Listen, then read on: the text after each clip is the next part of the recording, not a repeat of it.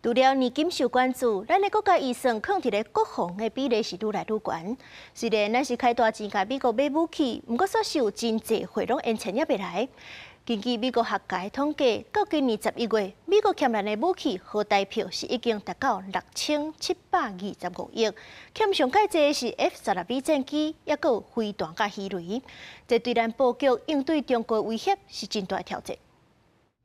中共一直交代，国防部13发布查到强机9只，其中超过中山进入北部西南空袭4只，结合强弹7只10招大海。咱的国军派 F-12V 升空反制强机威胁，煞限制中共消耗战的困境。国军加速战机护损，真需要新会加入。不过向美国买66只 F-12V 新机，到即马一只拢无到台湾，反映美台军售严重延前。根据美国乔治梅森大厦所做的台湾安全监测，11月上新统计显示，美国欠台湾武器金额达到6725亿。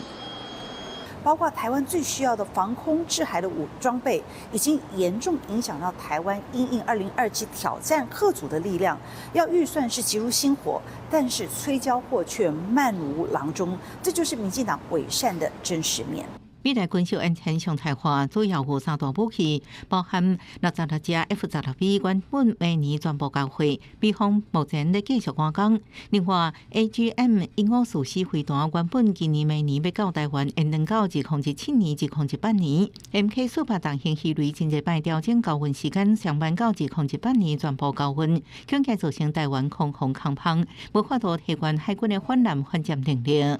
如果今天你生产来不及，但是我们已经兵凶战危，或者是我们这个区域局势升高的时候，你美国是可以现在直接使用的热弹或者是这个热雷，直接给我们台湾，用这个方式去快速的去补齐我们在这上面在弹药上面的一个缺口。不过，各自飞弹有好消息，中科院以大河方寸专项打造台版 AGM-158降落飞弹，射程超过500公里，经过真济摆飞测失败，传出顶个月第1摆测试成功，要拼明年完成作战测评，有希望加做量产名单。记者综合报道。